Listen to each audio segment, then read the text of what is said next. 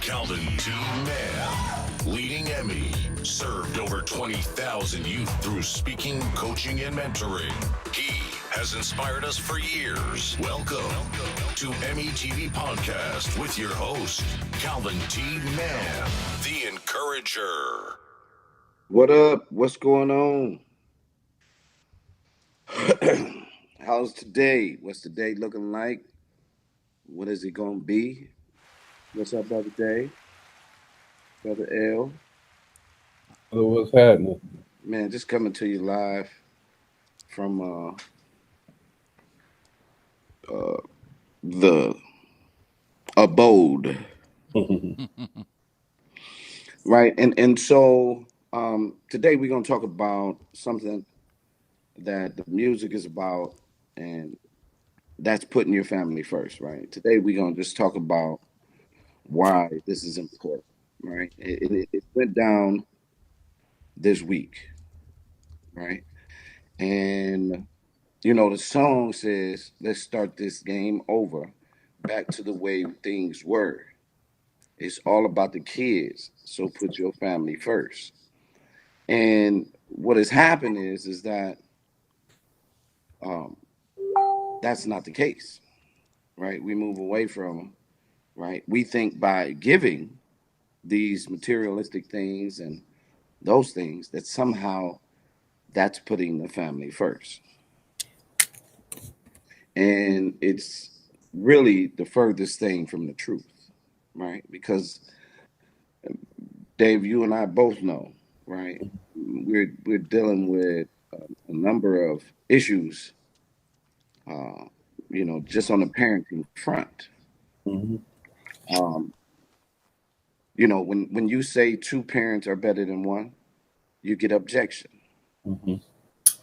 That's a cultural thing. That's a cultural issue, right? You say, how do you create value, right?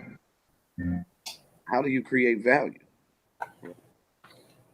Um, Something goes wrong, everybody puts their hand to the plow, and let's make sure that family is taken care of. Right. That's how you create value. So many times we speak from a point of view of race and things like that. And I'm constantly, right, and I'm gonna share this piece right here, but this is real, right? There's a thing where we say, as soon as something go wrong with other cultures, we go into this whole asking the culture for to value you, Mm-hmm. right? And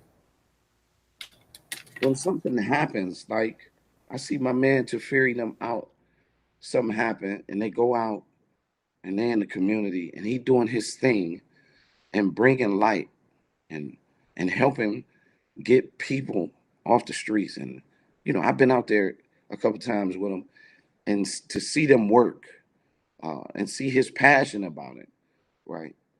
He's fighting for value, right? When you get into new era, they're fighting for value. When you get into the different mentoring programs, right, we're trying to fight for value. Now, you know, what does that look like? Because Dave, right now, opioids in Wayne County is literally affecting black males at a number one rate. So that brings us back to this whole topic, right? When we were talking about suicide. Well, opioids lead to suicide. Drug use lead to suicide, right? Um, our kids, 5 to 11, being number one. Why? Where's the value? You have a conversation. You say, "Boo, kids need both parents."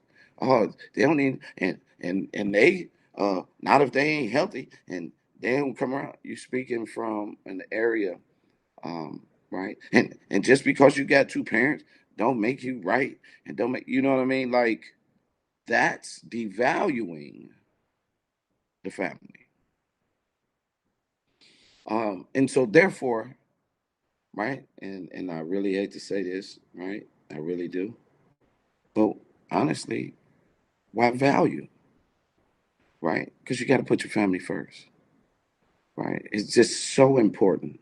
So this weekend, this was my weekend day. So this weekend, we had the business shower. That's for people. We do this work, right? We bring people, we ask Mhm. people come. We're gonna help you with your business. That's what we do, right? While we're growing, right? We decided that hey, let's do something to help other people. We knew Mhm. that not many people is really helping other people, right?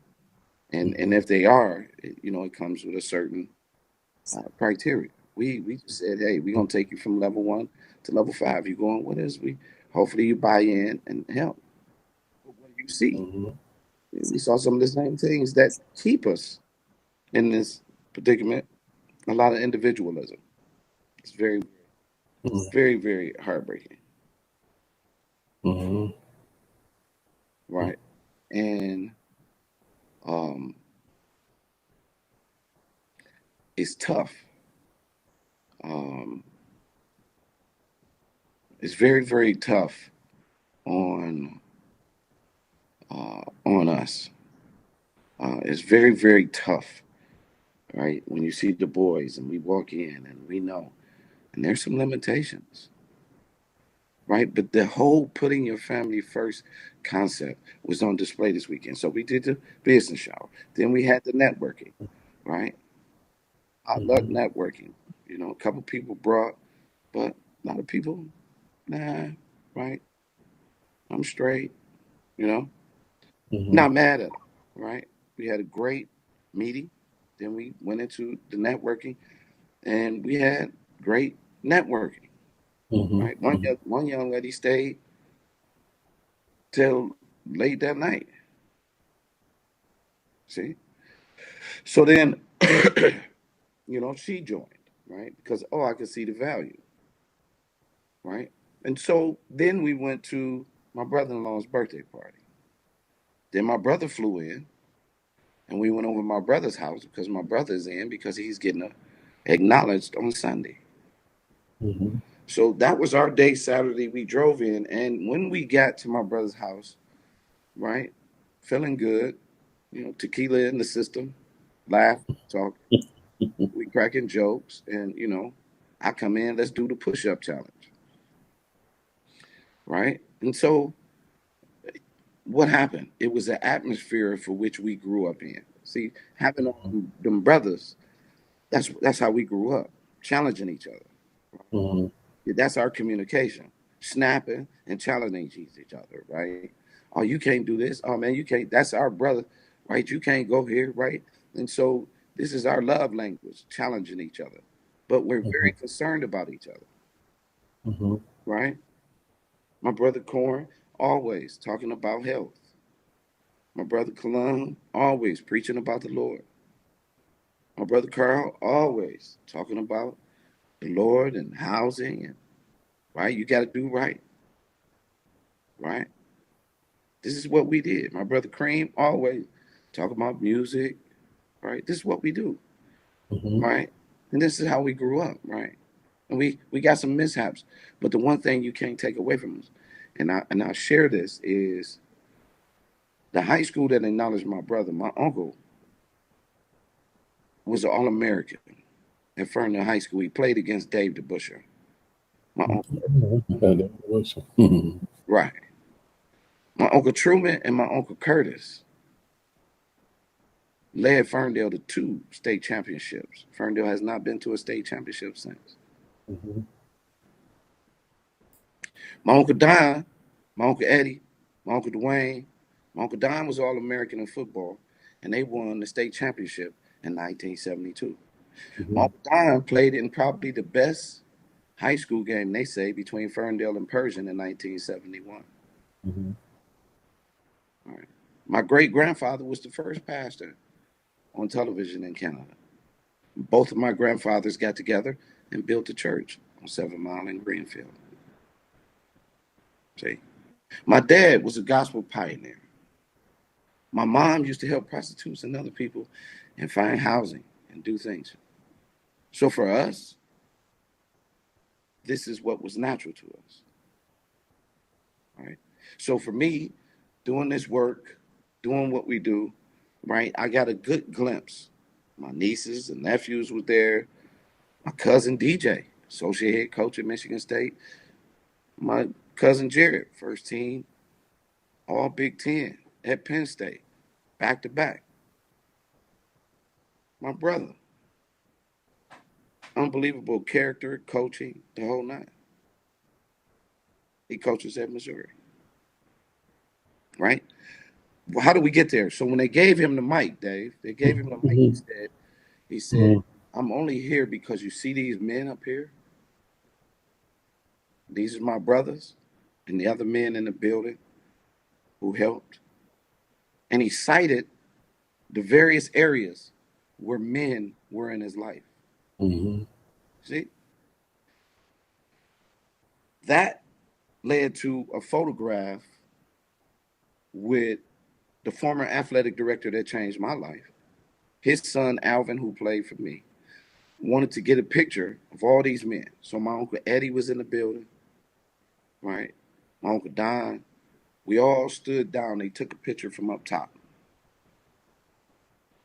right? The object for us in putting our family first is here come Malik, right? Here come Malik behind all of that. He's at Michigan State playing football, Mhm. right? Nieces, nephews, all coming behind. Like it's not gonna stop, right? But the process for putting your family first is really acknowledging the love that you have for each other. Like regardless to if we argue, right? Regardless to if we disagree, I love my brothers and sisters. I love what we stand for. Mhm. I love how all my brothers and sisters have relationships with people. They've countless number of relationships. Mhm. All my nieces and nephews, they're married, some 11, 12 years. Mhm. What is the formula? Why? What makes us different? Just like your family. What makes us different? Um, and Boog's family. What makes us different? Boog talk about his dad, right? What makes us different? The fact is that we understand the importance of family. We're not talking, oh, family ain't shit. Mhm. Family don't do this. We don't talk like that. I don't call my brothers and sisters like that. Say Mhm. things in that regard. Mhm. Family ain't this and family. We don't do that. One time we all got on the Zoom and all we did was laugh, crack jokes, was happy to see each other. This was during COVID. We took pictures and everything. We on the Zoom just going, laughing. Everybody on there got a round head. You know what I mean? They don't have a round head. They got dimples. You know what I mean? Like it's our family, right? And so why am I so passionate about it? Because I think every child deserves a healthy family. And I think, in my opinion, and then you can jump in, you and Book, but in my opinion, I think we have praised the single household so much that somehow this is something that we yearn for. Like we have this syndrome. I can have a baby. I remember a young lady telling me she's married now, but prior to getting married, she told me she was like, I don't need no husband to have no baby. Man, later on that day, I cried Mhm. because I couldn't believe, right, that this is the formula, right? And what we Mhm. talked to our boys about yesterday, boys, men, husbands, fathers. You want to become a husband before you become a father. Mhm. That's what we're teaching. That's why we teach the leadership. That's the outcome we want for our youth. You can chime in. In the book. So, yeah, it's so significant to have family come together, work together, support each other. As I often say, when we as people recognize that we have our own stresses within ourselves, we disappoint ourselves, we uplift ourselves, we take ourselves to many changes. Surely, when you come together as family or friends, you'll have your diversity, you'll have your differences. So, but recognizing, like Christ did with us, that love is the foundation, it is the key, it's the glue that holds it all together, helps you to be more, if you will, invested in maintaining and building a relationship and maintaining it. But I think sometimes we get so caught up in, I call it the Hollywood version of thinking, that we lose sight of the importance of how Christ wants us to think, to have the mind and heart of Christ, and be able to solidify by exercising the fruits of the Spirit. But sometimes that's difficult because everybody takes different paths along the way. We've seen that from the beginning in family with Abel and Cain. But God still pushes that we stay together, work together, support each other, play together. And as we grow and mature, because sometimes everybody matures at different stages of life. And as we move forward, we can start to recognize the importance of family, especially when you get more into our seasonal age like ourselves. When you're young, you're perpetuous, and you're just looking for entertainment. But as you move through life and responsibilities start to kick in, you start to give value, especially to family. So as you said, Joe, y'all all come with your unique personalities. I had a bunch of brothers and sisters too. So we all come with our uniqueness. But at the end of the day, if you were to come to my family, it always seemed like a party because we're silly willies. We like to laugh, we like a good time. Nobody's going to be a stranger because that's just our nature. We're kind-hearted people, but we had kind-hearted parents. They were the two that would bring together family, have the family reunions, have the family barbecues.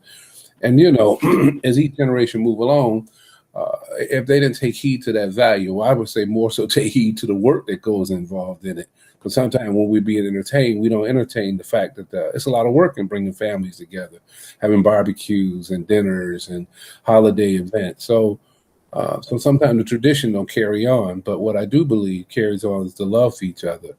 I just wish we as people would not be so quick when we go to the funerals to say goodbye to folks that we didn't spend time saying hello to people when they walk the earth.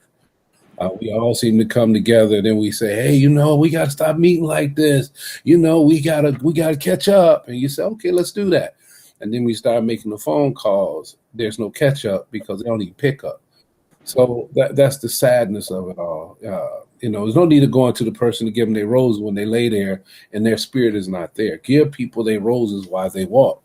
Communicate with family now, and build family and build that legacy, build that generation, knowledge and wisdom down.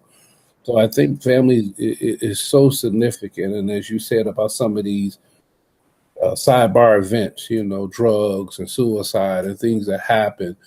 Again, I think, no, I don't think, I believe and I know that if we had love as the glue to our foundation of relationships, we wouldn't see half the events we see. Most of the time, when people are experiencing uses of drugs, overuse of alcohol, abuse, and things of this nature, there's a deep-rooted pain that exists in these people. And a lot of times they got nowhere to go to. So they take the next best thing in their mind is that, well, I'll just check out, because I don't have to deal with that, or I'll act out. I don't have to deal with that pain. And this is the part about family, not just bloodline family, but I feel EMIY is a family. I feel that Good Fathers Only is a family. I feel that we are doing what we're doing creates family. So when people can turn to someone and talk, as we said to the boys yesterday, this is a lifetime relationship. So when you're 22 now, you have your first heartbreak, for example, maybe sooner. You have men to turn to talk to about. I was talking to a pastor the other day, and immediately the husband of the pastor said, "Hey, let's go, let's go, let's go." Well, okay. If I'm telling you that I don't have these resources, or people, I don't have these resources to talk, and you're rushing me to get off the phone, when I'm trying to express myself, where's the family? Where's the love? Where's the support? And this is what's disheartening because many children come into the world. You remember the old song by Earth, Wind, and Fire? And he said, a child is born with a heart of gold, but the ways of the world make it grow cold. Yeah. Reason being because people be cold. They so preoccupied with self-seeking behavior or their own thing, they lose sight that you can't have unity when you operate as an individual entity. So you got to be there to support people. You got to listen to them. And I ain't talking about hearing just with your audible ear. You got to listen to them from the heart. Like yesterday, when you were speaking from the heart. And I wanted our boys to recognize that here's a man standing before you, and he's trying to let you know that he loves you. He cares about you. He's not ditching you. He's not throwing you away. He's not making you a part of the disposable species. He giving value to you as an existing human being. You happen to be male. And I think sometimes we don't do enough of this. And that's what I was trying to explain to them, the passing them, that it's so important for us to begin to recognize each other's value as men, as family, as friends, as supporting entities, because you don't have to get high when you got somebody that show you they love you. You don't have to be tore from the floor up. You don't have to take your life when you know you got somebody that cares about your life, but they got to feel it. As Aretha Franklin say, give people something they can feel. And we don't do enough of that. We go through the motions, we just, basically act out our little roles and then we go on. Well, that's what actors do. That's why they give them Oscars. But we're not actors. We're real live people. And we need to become. And if we don't do more of that to let people know they're loved, they're valued, they appreciate it, you can bet your bottom dollar the drug thing is going to get worse. Suicide is going to increase. Families going to continue to be busted up, and society is just going to be basically a chaotic mess. So I think unless we move like we're doing and make family first, and again, not always bloodline, but make family first, we can always see this dispersive, inappropriate behavior. So that and what you just said is so important. Boog, would you like to add? Um,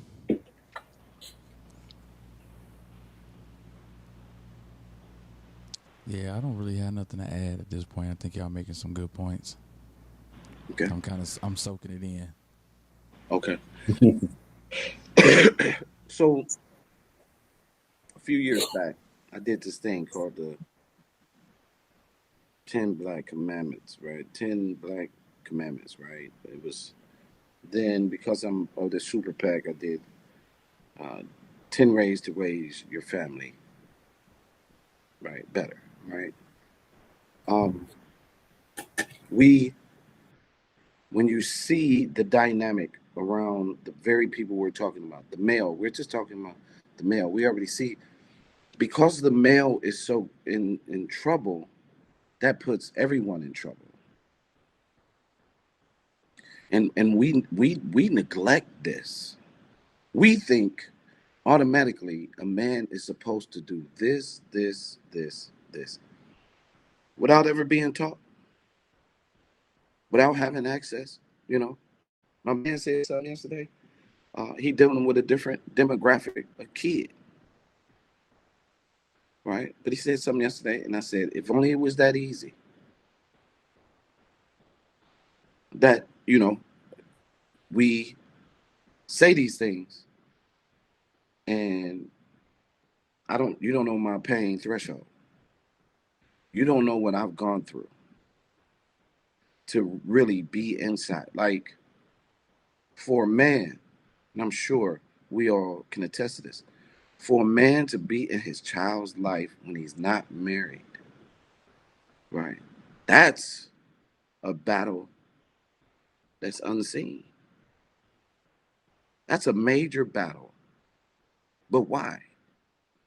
Why is it that a healthy father versus a no good father, a healthy father has to fight twice as hard to be in his child's life, and they will hand the child to a no good father? So then the boy and the girl, you know, um, my daughter said, she said, Dad, watching y'all, right, was it was trauma because I could tell just how y'all were. And she said, why did you continue? And I said, my whole point was hope in order to change it. Sometimes you got to go through some things. And I just assumed that eventually we would change it, but it wasn't going to change because it didn't want to change. Neither party was interested in really changing, and we needed to adapt to creating value for the children, and we didn't. We didn't. And for that, baby, Dad apologizes. See, that's that was 20 years of work. And that's not easy. So when you get outside of that, now you got to deal with these other things because anger, all these things are still at the table. So one of us have to take a step. So I took the step back. Now, according to the philosophy I heard yesterday, they should bury me. But I took the step back and took a different route. Why? Because my children were important. So yeah, I did some things. I went to the school. I did those things to be in my children's life. I'm here. I'm present. And I say that to say that's the mindset we have to have for family. We're not perfect. And I'm not excusing any molestation. I know friends who've been molested. I'm not excusing any of that. I'm not excusing um, none of the stuff from childhood I've done or anybody else have done to other people. What I'm saying is each day, no 2 days are the same. And each day you wake, you can get better at making sure that you care for your family. You can do that. And I think, I think in this work, somewhere in this work, when it was about good fathers only, I just wanted men, right? I just want so I could learn from the Daves and the L books. Because I didn't have the greatest example, as a father or in-house example. So I had the Mr. Currys and the Sunny Mans and the Mr. C. So these are the examples that I had.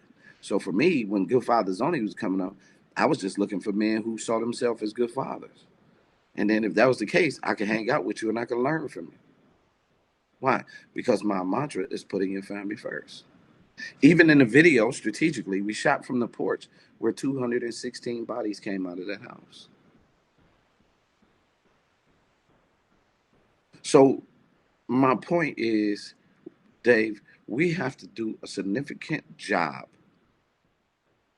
of improving family because without that, we constantly are seeing murder. The kid in Oxford, his parents, they wasn't right.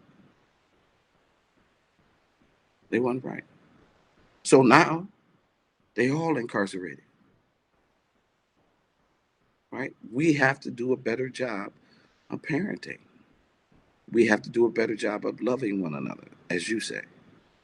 And we most definitely have to do a better job of making sure that, our family is for first. And anybody that comes in, got to come in. Come on in. This the man family. Mhm. One of the things that's significant is that there has to be a willingness. And what you just said prior, that you went to the schools, you show, but I can't display my invested love for my children in one environment, I could display it in another. So my children would see that my dad is just not settling for what someone else says has to happen in order for him to be with us. He would do what it takes to ensure that they know they have you in their life. And unfortunately, what I find is that many men, but women too, for that matter, because you did say something that you wanted to just get the men involved, but really, I was telling these same pastor, I don't really do gender or race per se. These are just external factors. What I do is I deal with the human factor. And so we can always sit back and say, well, we want to get men involved in this. And there's it's an importance of being specializing. But then there's also some importance of being able to bring people together as a human entity and not just their race or their gender. So I think sometimes we miss out because the human aspect of it says, I have a willingness to be involved with my children. God bless me with children, which are children are a blessing. So I want to be involved. Come cook or crook, I'm going to do what it takes. And this is what I find from my own time when I was in the Army, that many men did more blaming. Now, again, I'm dealing with men because that was my focus. And they didn't take responsibility to do what you did, is to say, I'm going to do whatever it takes. And I know in my own situation, you said another thing that was significant about why do good men seem to get their visitation rights and the mothers almost be forcing the children on this father. And I say, I'm not going to call him a bad father. I'm going to say he doesn't have a strong willingness to be involved because he's emotionally attached to the relationship he previously had with the woman and not the children. But we do see it from this outside looking in thing. This, wait a minute, now I'm invested, but I catch heck trying to deal be in my child's life. But I look at my boy over here that don't give a darn, and they're almost dropping him off at the front door. So, and then he don't willingly want to be bothered. So I like the fact that you present that there's a willingness, and when there's a willingness, there's an effort applied, and you apply the effort to ensure that your child knows that you're there. Too often we don't put the effort in. And, I've had some personal situation with some family members that haven't seen their kids in 6 years because they don't want to deal with the legal system. Well, I don't care about the legal system. I told my kids' mom, that ain't nothing will stop me seeing my kids. You can forget that. And even then when she date, I tell the men that I see that she introduced me to, said, this is their father. I said, let me first conversation, I am boldly, if it was you and you were dating my kids' mom, I said, let me tell you something. I don't get in grown folks' business, but I do get in my children's business. So if any harm come to my children, then you have to deal with me. Now, I'm a soldier, and I'm mission driven. You become my last mission. Somebody ain't going to walk away because no harm is coming to my children. What you and the mother do, that's what you and the mother do. But no harm should come to my children. And you should have the same attitude about your children if a man comes into their life. There shouldn't be no molestation. There should be no abuse. There should be nothing. You should just deal with that mother and that be that. So there has to be a willingness of conviction in a relationship when it comes down to fathers being there for their children. And you have to do whatever it takes. It's just unacceptable. And when it comes down to, you talked about your own relationship, when it comes down to the mother and the father, I think as two adults, they should be able to sit down and discuss how we're going to approach ensuring that we're co-parenting and our children know they have both parents, because it was both parents that brought them into the world by God. So it's unacceptable when they can't sit down and communicate because they deal with the pettiness of their lack of emotional intelligence on how to relate to each other. And I think that's where we run into a lot of problems. People lack emotional intelligence. They get so caught up in their emotions, they lose sight of the logic that, hey, wait a minute, we got to raise kids. And then when you see this, and I'm going to close on this, when you see the situation like this shooting, that just said there were two parents who were not emotionally sound and maybe some mental compromise, and I don't know. But we know they weren't emotionally sound, that they would do things that are so inappropriate, such as buy their child a weapon for a Christmas gift, and a handgun on top of that. Something is wrong emotionally that you think you should be able to do these things to have a connection to your child when you're setting your child up for failure. This is why they don't even give kids a discount on insurance till they're 25, because they're not emotionally mature yet. So you can't turn around and give them a weapon. That a car can be a weapon if the child's not mature with it.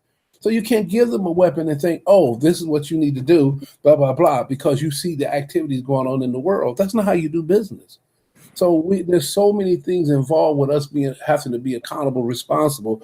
And you told the young men yesterday, which is so appropriate, or young boys, that boy, man, adult, if you will, father, not father, husband, then father. There's a sequence that needs to be done, and it's the most appropriate sequence as God designed it for it to be. So you have a higher probability of staying together and growing together, and then being able to pass it on down. But we don't see that a lot because, again, we got the sequence out of line. Yeah, well, yeah, and we got the struggle, right? And that goes back to the words we talk about. Um, the most ignorant crap we call black. Well, that's black, right? And that's just we don't realize the tongue, the power, our mouth, right? What we're saying. We don't realize who we are as a people. My wife is constantly telling me, "Be careful what I say," because when I speak, it manifests, right? And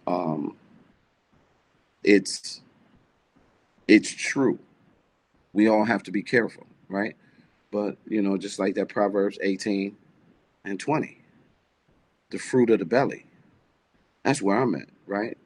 The life and death is in the tongue. Give you a choice. Fruit of the belly tell you this is the best way, right? And so, um, understanding that we say and we claim so much of this that it's hard for you to teach. So where you should want education, the as I said before, our daughters are being taught because she has in-house role model, regardless to whatever they're teaching. The boy is not, right? And a lot of we get a lot of calls. I've been dealing with it for years.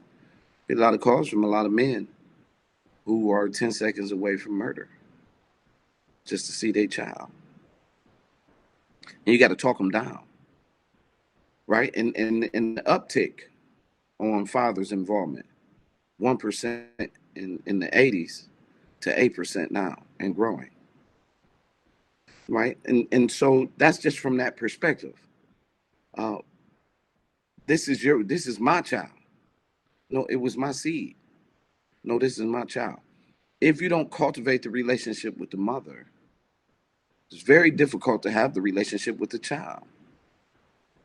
Although, yeah, y'all might be apart, you're gonna build the relationship. It's gonna be difficult if you're not communicating those types of things, right? Experienced it. Have not talked to my daughter and son's mom in years. That's not healthy, right? But for me, I knew what to do for mine. And so they come, they communicate. I'm present. Those are the things that you got to strive for and fight for.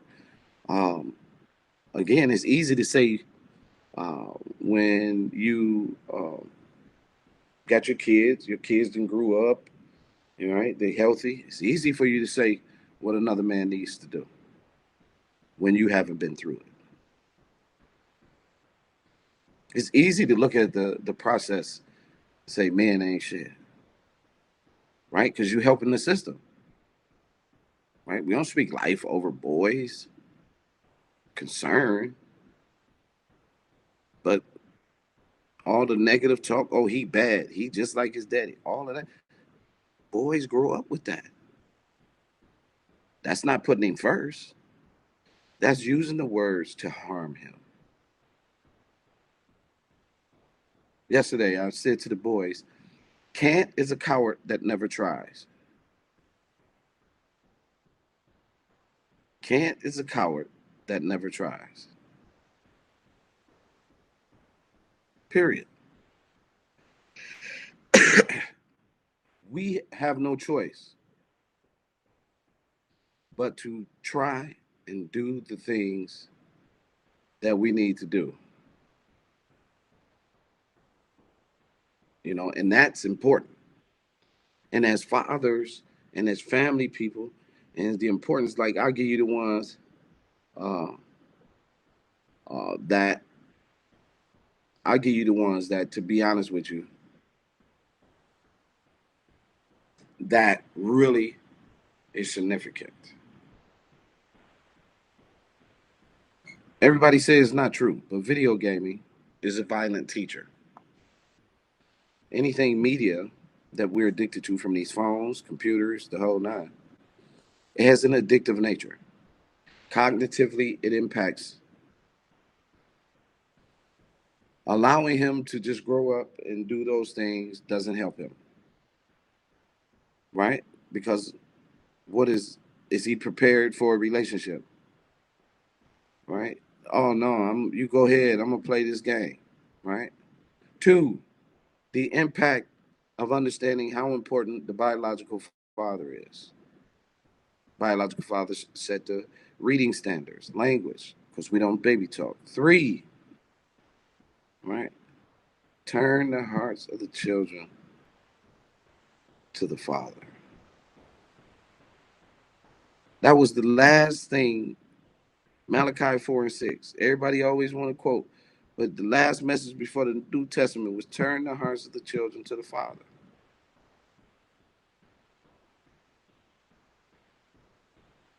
Number four, the importance of communicating, family settings, sitting down to have a conversation, right?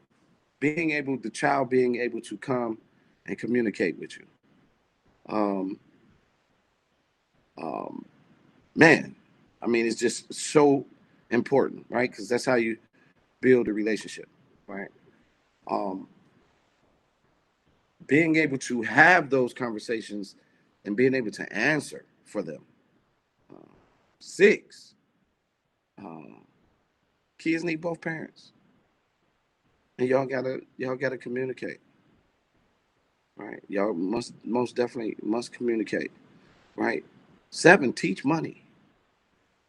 Go learn, get as much information about money. Learn, teach them about money. One of the things that we're talking about in our mentoring program with the financial literacy is getting them to understand the importance of money. But that DNA doesn't have an importance, so you got to really make sure that they are getting this information, not just the credit, not just get the information about money. It's a tool. It's not your lifeline. You don't have to sell your life for money. You don't have to trick, so to speak. You don't have to prostitute for money. Use your brain. You can do some things, right? And 7, 8 is literally geared around the communal part. And I'll post them, but it's literally geared around the communal part. How do I get along with my brothers and sisters, squashing issues before they get to 2 months, 3 months, 4 months? Let's solve this right now. I literally went through that, right? And I didn't realize on my behalf that I forgot to respond. So I'm thinking the person mad at me, but I forgot to respond to a message, and I said I would, and I didn't, and it squashed. It was a simple, man, my bad. Please forgive me. I didn't mean that. No harm, no way. Right? I was just, and I shared my point of view, and it was gone. We ain't have to get into, man, I ain't never talking to him. I ain't never messing with him. All of that. We ain't got to get into that because that's not helpful. That's not helpful at all. It's okay to disagree. All right. If I disagree with you, I just disagree with you. Now you might want me to agree with you. Then you got a problem with wanting to be right. Right. If I'm wrong, I'm gonna just say, I disagree. I can stand by that. I can live with that. I just disagree. Now you can push, and try to get your point across, but you just want me to think like you. That's not the norm, right? And literally, right? Value the father. culturally we have let, uh, culturally we have allowed. I'm talking from Africa to many other. We just wipe out males, right? And we just allowed uh, this to be a tool,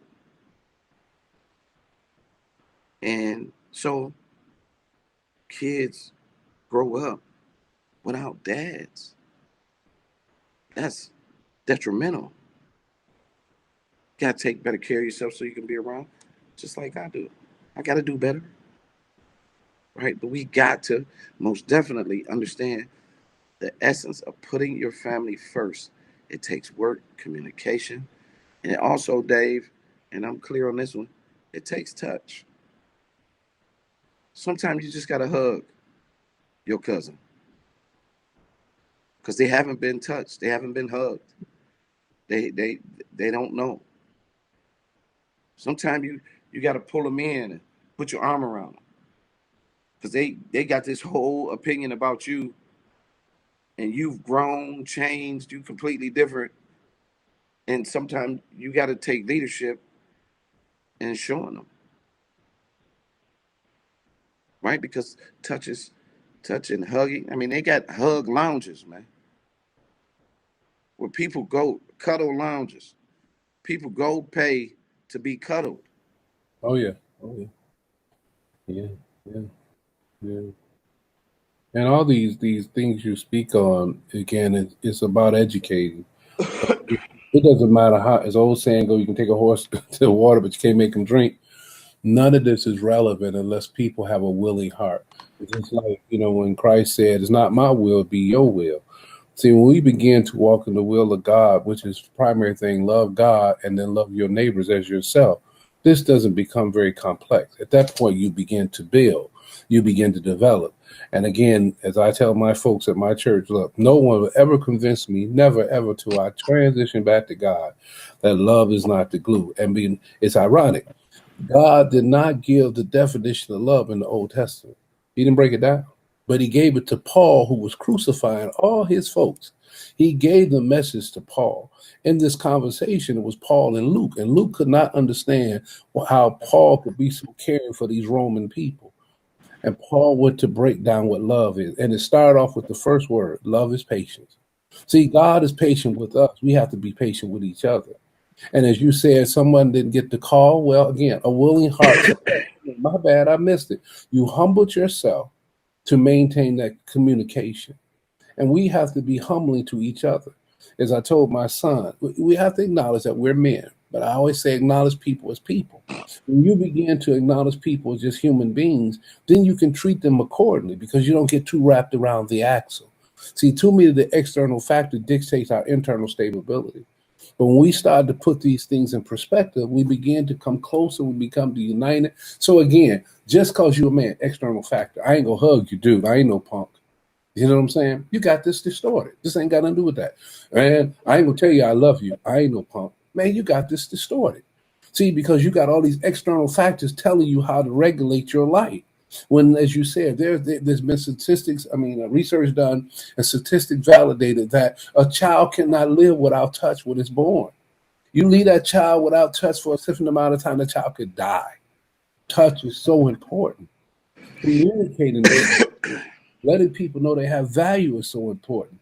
The simplest thing can turn a kid around. People say, they don't speak no more. They don't know that hello could change the course of a person ready to check out because you took the time to say hello. You showed me value.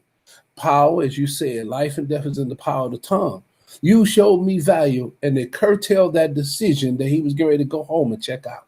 See, we don't take these little small things, and he says it's a small thing to spoil the vine.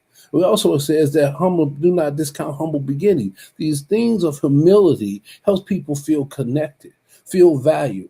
And I know I'm not trying to put you on the spot, but as you were shedding tears yesterday because you were so emotionally full, that showed here's a man 6 feet something standing there letting these young kids know, I'm still a man, but I love you. I value you. I will die here doing what I'm doing for you. That's so significant. If you talk to the average guy on the block, you from the street, I'm from the street. I'm from the street a little earlier period than you, but I was from the streets. And then I moved through the countries and the states and got to see what the streets look like. I've been in the gangs. I know when you get in the gang, you're trying to find value. You're trying to find your place. You're trying to find your connection, even if it's wrong connections, but it's some kind of connection. So we got to be able to know how to relate to each other. And we have to, again, I'm gonna keep going back to the same thing. A willing heart can be a changed heart. But if you're not willing, you got those walls up, you got those doors locked, you got them vaults, sealed in. At the end of the day, nothing. As we told the boys, a closed hand can't receive nothing. A closed heart neither can too. So, and a closed mind definitely gonna get nowhere. So we got to help people to understand opening up, communicating, being authentic. That's another key thing. We have to be authentic with each other. We have to let our children know I'm just a human being trying to figure this thing called life out. But this is where I'm at. As I sit down with my son, I always say, you have your knowledge, I have my knowledge. You got 24 years of knowledge, I got 63 years of knowledge. That doesn't mean yours is lesser or mine is greater. I just have a different level of knowledge. If we're exchanging, like I'm going to use something simple. If you're teaching me the knowledge of understanding how to work on a computer, the knowledge I didn't have because I've surpassed that technology era, if you will, then you're helping me to grow in your knowledge and how to relate and communicate because it's a different form of communication. That's right. So we have to be willing to share. The key word for me today is a willingness. Men have to be willing to be involved with their children's lives. Women have to be willing to let men be involved in their children's lives. Children have to let their parents be involved in their lives and in a healthy way. Because sometimes when we involve their lives like that couple and that young man, it's distorted, it's unhealthy. And we have to sometimes look and see, well, we have to pray for them because apparently something's so unhealthy that you would teach your child this, and then you realize you wrong, that you're healthy. That's all unhealthy behavior. And that's what Satan wants to happen. He wants to kill, steal, destroy the family. Because if he can do that, a house divided can't stand. Man. Yeah, because I think you hit it on the nail.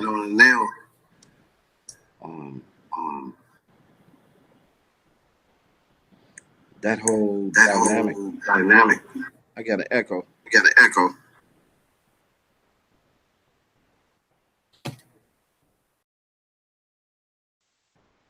Can you hear me now? So that whole that whole dynamic is needed. We don't understand the value of men. We forgot about it. We didn't see it, right? And the only value that we connect to men is money. And men now will, without money, they don't believe they have no value. Can you hear me? Can you hear me? Yeah, I can hear you, Kyle. Okay. And so that's the dynamic for which we have to shift. We're sending the information we're in our fight. We're in our lane. Boys, men, husbands, and fathers. That's our job, right? To make sure that our women are protected and they get healthy men and healthy relationships. That's our job. And I dare not say that a lot of times that's not what we're doing. That's not what we're doing, and that's what. So, with that being said,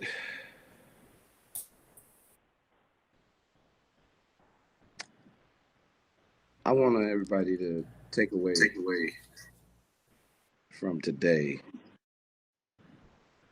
and understanding putting your family first. If you got beef with a brother or sister or aunt, a cousin, or anybody in your family, even a friend, friendships are very important. Call them. You can forgive somebody and move on, but call them. Take that one thing off the table that every time you see this person, the first thing you do is, oh, I can't stand. Oh, yeah. Take that off your plate. You're blocking your blessings. Take that off your plate, right? Yeah, I had to go in that gym. I hadn't been in that gym, Dave, since 2005 or six when my son was in high school. Prior to that, I hadn't gone in there since the early 2000s, right? I had a hard heart, right? Because basically what they did to me turned me into what we do today. So we've been impactful. But I didn't see it that way because I love to coach, Mhm. right? Just like you saw me turn up in that basketball. I love to coach Right, basketball, right. right? I was telling somebody about that today. Love, right? And I know I teach very well, right? And the biggest part that we do in our mentoring program is the character part.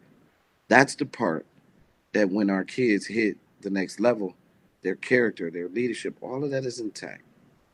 And I say all that to say it is just so important that we get more and more men not so much sacrificing to chase the dollar, but sacrificing to change lives. Join us. We're going to do the work. I, I'm not the permission guy. I'm not getting ready to call Dave and say, hey, Dave, can I do this? I'm not the permission guy. I'm the guy, let's go. Bring me. I got them. Let's do it. Let's make a difference. Let's teach them. Let's guide them. Let's prepare them. Our first mantra was we build, we bond, we ball. We had Hoop Babe. We had so many things that around built around inspiration that we realized just how powerful men really are. Brother Dave, you and Elle, I'm very proud of you both. You both are givers, carers of people. You look out for your people. You're not really in it for the money. You just want your culture to be better. Yeah. You just want another young man to have a chance. And as I said yesterday, we're not in the business of dream stealing. Yeah. We in the business of giving dreams and let them fly. Yeah. There's nothing like what we do. With that being said, I thank you, Brother Dave, Brother L.